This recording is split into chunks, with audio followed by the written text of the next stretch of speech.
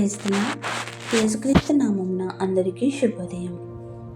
ఈరోజు శిల్వ శ్రమల ధ్యానములలో 29వ రోజులోనికి ప్రవేశపెట్టిన శిల్వనాథుడైన యేసుక్రీస్తుకు వందనములు తెలుపుతూ మార్చి 21వ తేదీ 2022 శనివారం కొరకు ఏర్పాటు చేయబడిన ఈరోజు యేసుక్రీస్తు శిల్వ మార్గంలో 14వ స్థలములలో ప్రధాన ఘట్టాలుగాను 5వ స్థలం యొక్క శిల్వ వాక్య వాగ్దానం.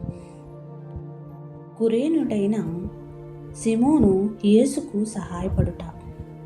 లూకా సువార్త 23వ అధ్యాయము 26వ వచనం. వారాయనను తీసుకుని పోవుచుండగా పల్లెటూరు నుండి వచ్చుచున్న కురేనుడైన సిమోనును ఒకని పట్టుకుని యేసు వెంట సిలువను మోయుటకు అతని మీద దానిని పెట్టిరి. ఆమేన్.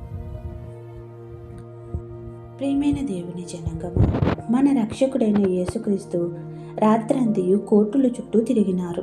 ముళ్ళ కిరీటం ద్వారా, కొరడా దెబ్బల ద్వారా శరీరము గాయములో నుండి ఎంతో రక్తము కారినను బలహీనుడుగా ఉండినను దుండుగులైన సైనికులు ఆయన భుజములపై సిలువను పెట్టి మోపిరి. అప్పటికే శరీరమంతా చీల్చబడిన యేసుక్రీస్తు ప్రభువు సిలువను మోయలేక మొదటిసారిగా పడి ఉన్నారు. అయినను వారు ఆయనపై ఆ భారభరితమైన సిలువను మోపిరి. అది చూడలేక తల్లి మరియమ్మ గారు ఎంతో దుఃఖరాలైనది. సిలువకు సమీపంగా నడుచుచున్న కురేనుడైన సిమోను అను ఒక పల్లెటూరు వాణిని లాగి బలవంతంగా సిలువను మీద పెట్టిరి.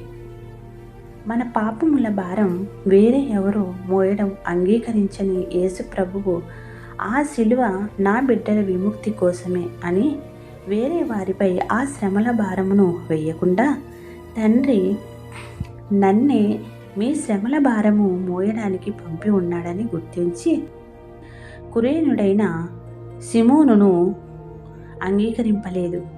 కేవలము 22 మీటర్ల అతను సిలువ ఎత్తుకుని నడిచిన తర్వాత యేసు ప్రభు ఆ సిలువను తీసుకుని మోసెను. పరిశోధకుల ద్వారా సిమోను ఎంత దూరము నడిచినాడు అనేది మనకు తెలియబడుతుంది. మన భారములను ఆయనపైనే మనం వేయగలిగితే ఆయనే దింపువాడు. ఇంకెవరిపై వేసినా మరలా మన వైపునే ఇంకా అధిక భారం మోపి నిత్య నాశనము వైపు నడిపిస్తారు. సిమోను మోసినట్లు ఉంటుంది. ఆ సమయంలో సిమోను సామాన్యుడు, తర్వాత సువార్తికుడుగా హతసాక్షిగా అయ్యెను. కావున నిత్య జీవం పొందాలంటే యేసుక్రీస్తు యొక్క త్యాగమును గుర్తెరిగి ఎంతటి భారమైనా ఆయన సిలువపై వేయండి, బరువును దింపుకోండి, శ్రమలలో విజయం పొందండి. అట్టి ధన్యత ఈ సిల్వ ధ్యానముల ద్వారా సిల్వనాథుడని యేసుక్రీస్తు మనెల్లరకు దయచేయునుగాక. ఆమేన్. ప్రార్థన. మాకై భారభరితమైన సిలువను మోయుచున్న రక్షకు, మేము ఆ భారమును మోయకుండా నీపైనే వేసుకున్నావు. అట్టి నీ ప్రేమకై కృతజ్ఞతాస్తుతులు చెల్లించుచున్నాము. నీ సిలువకు సమీపముగా ఉన్నవారిపైన కూడా ఆ భారము వేయడానికి నీవు అంగీకరింపలేదు. ఎందుకంటే తండ్రి నిన్ను మా భారము మోయడానికి పంపి ఉన్నాడు. కావున వేరే వాటి మీద మేము ఎలా వేయగలము? యేసయ్య, మీరు ఎలాగూ అంగీకరించగలరు? నిన్ను మాత్రమే నమ్మి రక్షింపబడిన వారముగా మా శిక్ష నుంచి విడుదల పొందడానికి, మా భారములు దింపుకొనడానికి, మా శ్రమలు కొట్టివేసుకోవడానికి ఈ శిలువ ధ్యానములను మాకు అనుగ్రహించిన మీ యొక్క కృపా కటాక్షములకే ఏమిచ్చి రుణము తీర్చగలము?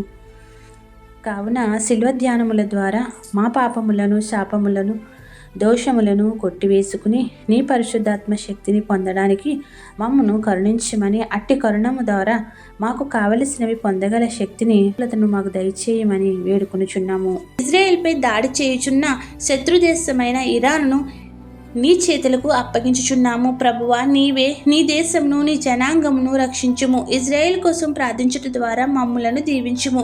ఈ యుద్ధం వల్ల మా బిడ్డలు ఎందరో ఇబ్బందులు పడుచుండగా నీవే వారికి తోడై ఉండి కాపాడమని వేడుకుంటున్నాము.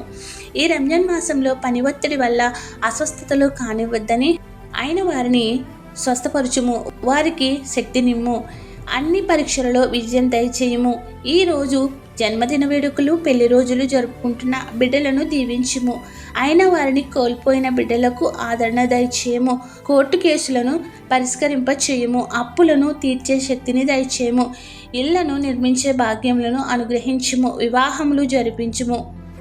ఉద్యోగములు, వ్యాపారములు, ఉపాధులు, చదువులు అన్నింటి అభివృద్ధి చేయము. ఏ అంశం మరచితమో విడిచితమో అవన్నీ నీకే సమర్పిస్తూ తండ్రి, కుమార, పరిశుద్ధాత్మ శిల్వనాథుడైన యేసుక్రీస్తు మన భారములను ఆయనపైనే వేసుకుని ఆయన మాత్రమే ఆ భారములను దింపగలడని విశ్వాసంతో ఈ శిల్వ ధ్యానంలో నడవగల ధన్యతను తేలిక చేసుకునే శక్తిని దేవాది దేవుడు మనకు దయచేయునుగాక. ఆమెన్. ఇట్లు దేవుని సువార్త పరిచర్యలో మీ సహోదరి. ఆమెన్. God bless you. అందరికీ మరణాత. బరువగు సిలువ కొయ్య భుజమున మోపిరయ్య, ఎంతగా నలిగినావయ్యా యేసయ్యా. బరువగు సిలువ కొయ్య భుజమున మోపిరయ్య, ఎంతగా నలిగినావయ్యా.